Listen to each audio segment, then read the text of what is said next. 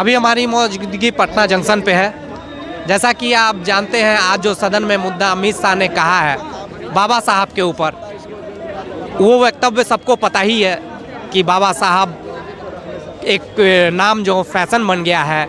अगर इनके जगह पे हम भगवान का नाम लेते तो शायद स्वर्ग में रहते।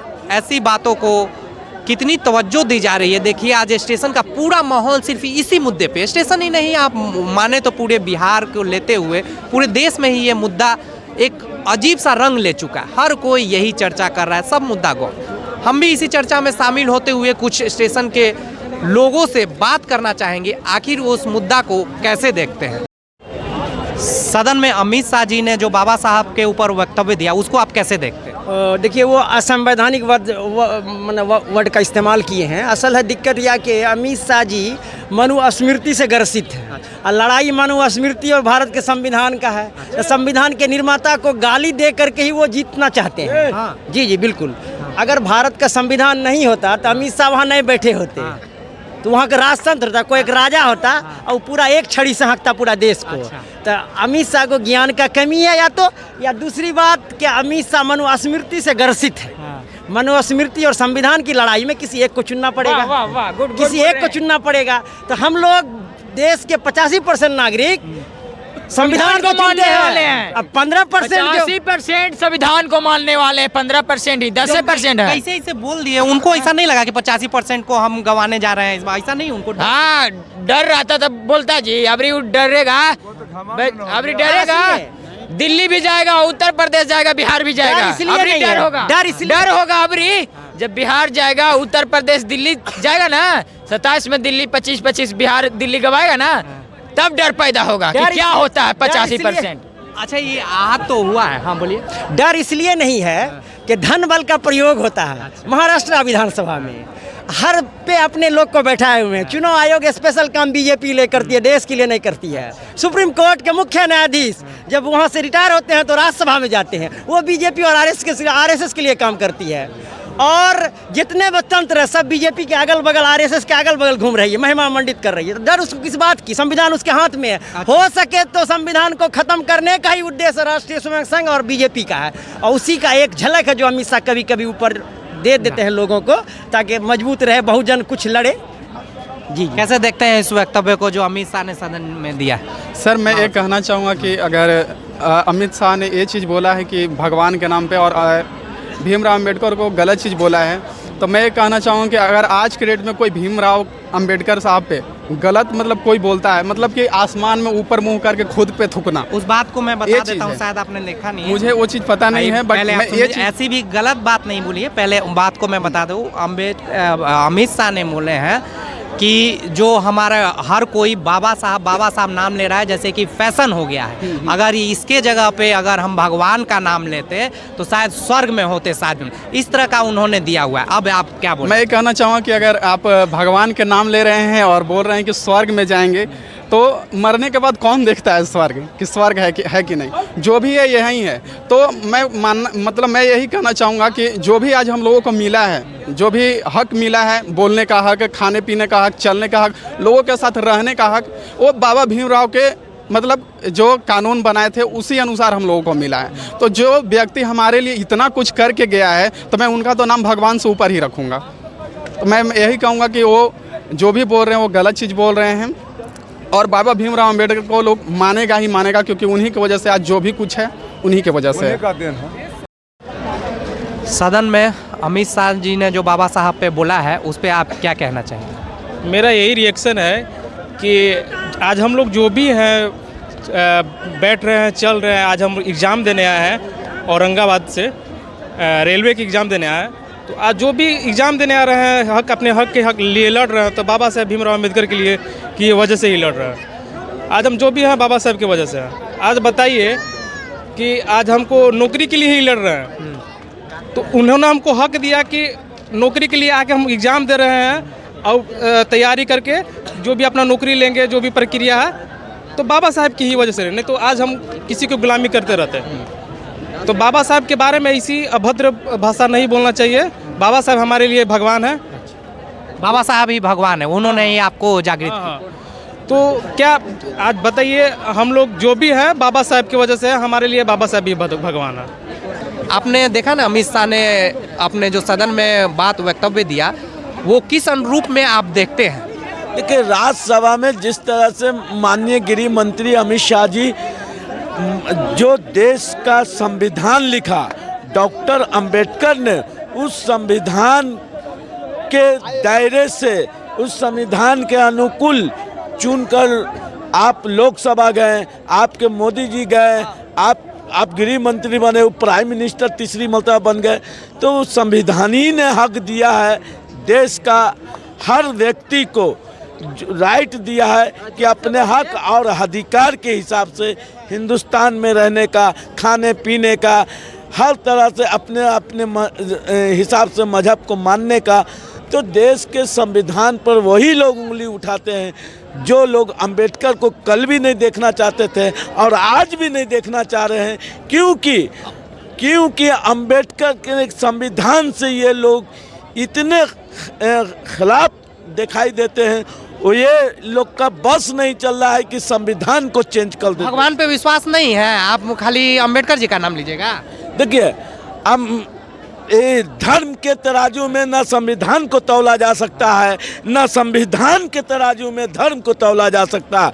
मगर आज के नेता लोग क्या कर रहे हैं, देश को बुनियादी मुद्दे से भटकाने में लगे हुए हैं।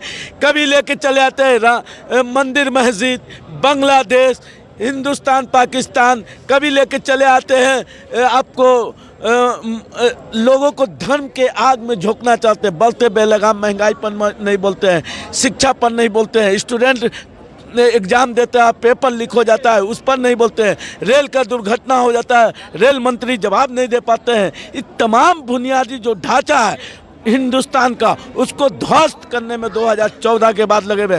देश की आज़ादी में इन भारतीय जनता पार्टी का किसी योगदान नहीं रहा।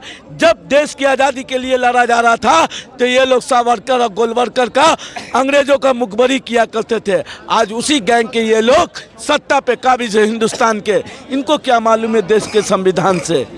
अमित शाह के वक्तव्य को आप कैसे देखते हैं जो सदन में दिए हुए हैं? देखिए भैया, हम तो सबसे पहले आपसे कहना चाहते हैं कि पूरा देश में बढ़िया अस्पताल खोजिए जिसमें कि मानसिकता उनका एक दिन में ही सही हो जाए।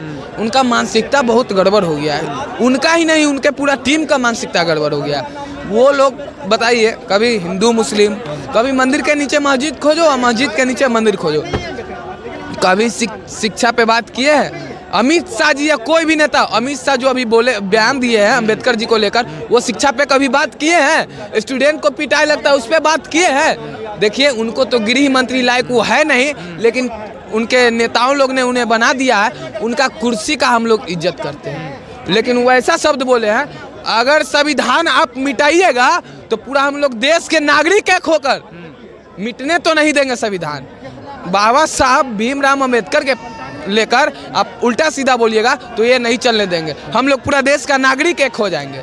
कैसे देखते हैं इस वक्तव्य को? आपसे भी हम लोग जानना चाहेंगे, जो बाबा साहब पे वक्तव्य गृह मंत्री ने, उसको आप कैसे देखते हैं? ये देश ऐरू गैरू बाबा का नहीं है, ये देश हमारे माननीय बाबा साहब डॉक्टर भीमराव अंबेडकर जो संविधान रचयिता जो है, जो संविधान को एक ऐसा संविधान बना कर दिए है जो हमारा देश चल रहा है। कहाँ कहाँ शब्दों से इस्तेमाल कर कर संविधान को बनाया गया, जिनको राज्यसभा में अपमान किया गया अमित शाह के द्वारा। अमित शाह बोलते हैं, अमित वक्तव्य ले लेते हैं, क्या बोलना चाहेंगे सर? हमें कह रहे हैं कि जो अमित शाह जो वायरल इतना हो रहे हैं, जो कि उनको गुजरात में तरीपार हो गया था, 95 दिन जेल में रह चुके हैं, फिर भी आज वो कह रहे हैं कि संविधान हटाओ हटाओ, अंबेडकर हटाओ अंबेडकर हटाओ। ये क्या नहीं नियम है बताइए, जो कि खुद अपना दोषी हैं?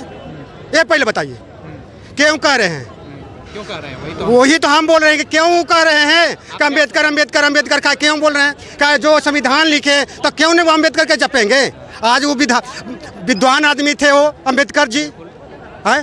तो आपको क्या लगता है क्यों ऐसा कर रहे हैं? वो नाजायज कब बोले हैं? अच्छा, अमित शाह। अच्छा, हाँ, क्या बोल रहे थे? बोल रहे थे कि अंबेडकर साहब 8 साल की पढ़ाई मात्र 2 साल में कर चुके हैं पढ़ाई, 2 साल 3 महीने में पढ़ाई कर लिए, उनको अपमान किया जाता है राज्यसभा में। जिनके पास 32 डिग्रियां है, 9 भाषाओं का ज्ञान है, उनको भी अपमान किया जाता है। जिनको कहते हैं कि अम्बेडकर अम्बेडकर अम्बेडकर, अम्बेडकर ऐसे शेर हैं। अम्बेडकर जी ने कहे थे कि शिक्षा वह शेरनी का दूध है जो पिएगा दहाड़ेगा। शिक्षा ये अम्बेडकर साहब के वजह से आज हम बोल रहे हैं, तो अम्बेडकर साहब की वजह से बोल रहे हैं। आज हमारे ये शरीर पर कपड़ा है, ये अम्बेडकर साहब की वजह से शरीर पर कपड़ा है। अब वो अम्बेडकर साहब हमारे संविधान रचयिता को अपमान करते हैं।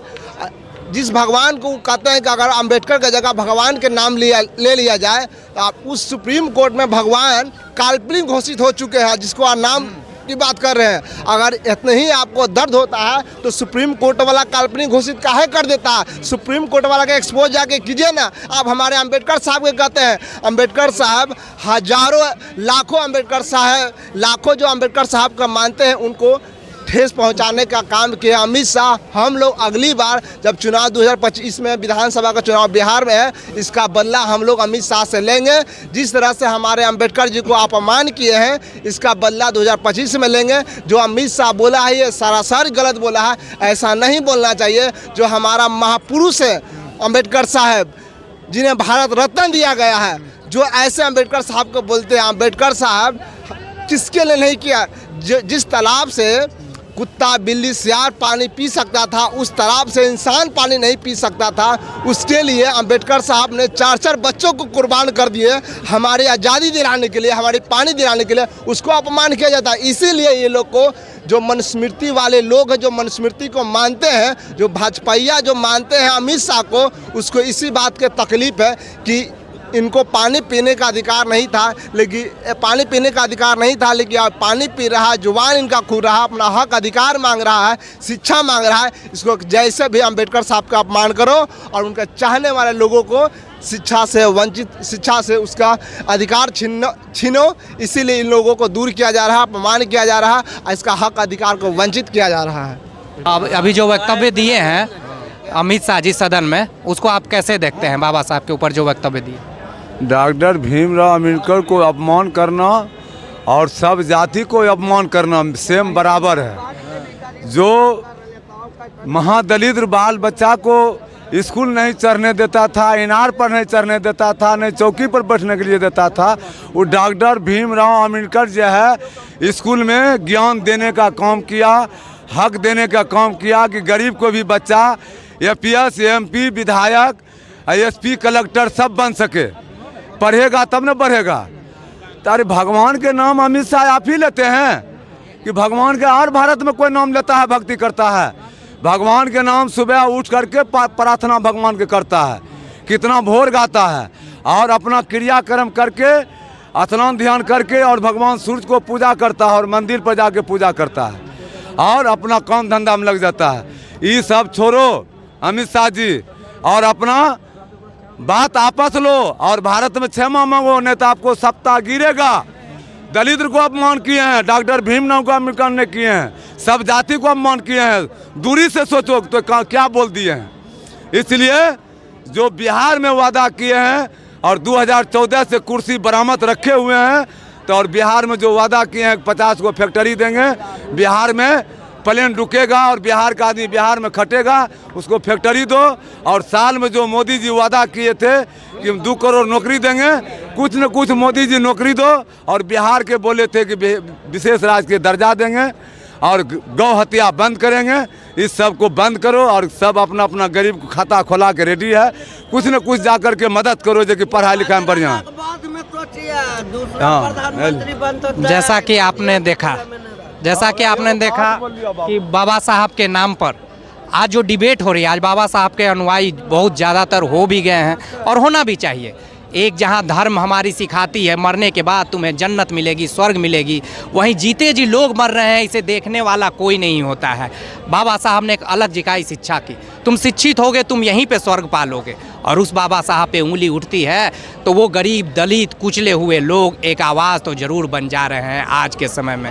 अब ये प्रतिक्रिया कितनी दूर तक जाएगी ये तो आने वाला समय बताएगा, लेकिन हमें ऐसे वक्तव्य से अगर हम राजनीति कर रहे हैं तो बचना चाहिए, क्योंकि किसी की भावनाओं को ठेस पहुंचाना बिल्कुल ही गलत होती है, चाहे वो धर्म के नाम पे हो, चाहे वो महापुरुष के नाम पे हो। इन्हीं बातों के साथ मैं राकेश रॉय, धन्यवाद।